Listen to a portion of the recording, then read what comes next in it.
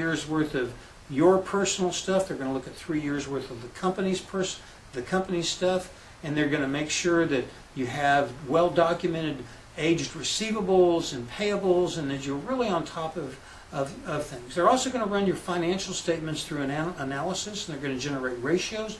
We talked about those early on, and if your ratios don't look good and healthy for your business and for your industry, they're not going to lend you the money, or they're going to lend it to you only when you get your ratios in sync with what makes sense for your industry. So banks are very careful about lending money. Small business financing strategies. As you can see here, bank loans are very popular. Retained earnings, which are basically profits that you've accumulated and kept in your company, is a huge part of how people finance things. Credit cards. Look at this. 37% of small businesses use credit cards to finance their business. I have a good friend that actually financed his entire business on credit cards. And he now does over $2 million a year, and he still uses credit cards heavily, though he has moved out of credit card financing. That is so terrifically risky. In fact, if he had asked me what he should do, I'd have said, don't do that.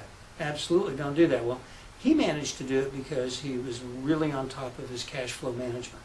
But as it turns out, most people that finance their business with credit cards have a big crash and burn.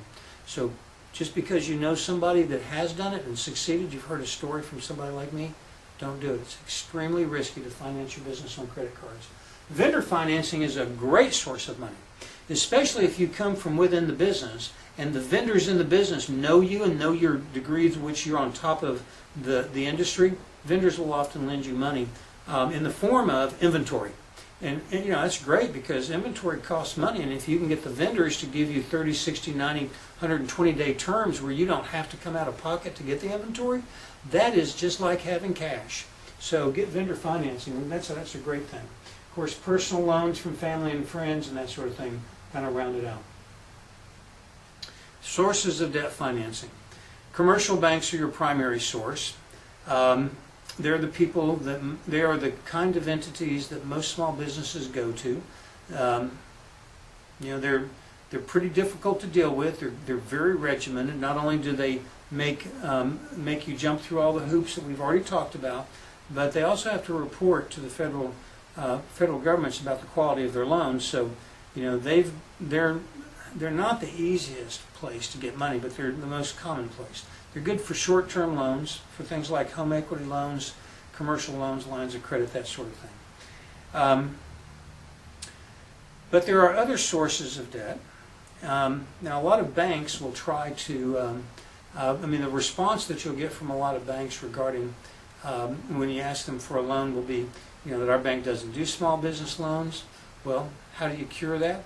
Before you apply, research and make sure that the bank you go to does. I don't know enough about your business, you or your business. Make sure that the first time you go in and ask for a loan from a bank, let me rephrase that.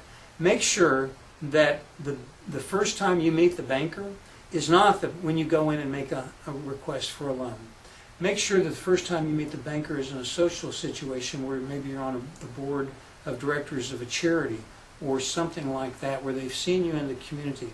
Your community involvement is going to be a hugely important aspect of whether or not the banker goes to bat for you with the loan review committee to get the loan for you. So get involved in your community, become a participant in the community, get to know the bankers, and then work with the bankers that you meet, because they're the ones that are going to go to bat for you.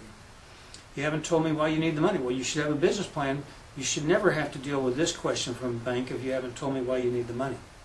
Your numbers don't support your loan request. That's a big deal. Go through the process of researching and making sure that your financial ratios are supportive of the loan that you're requesting. Collateral. You don't have enough collateral. Another reason why banks don't loan money. Make sure that you have the right kind of collateral and be ready to pledge it.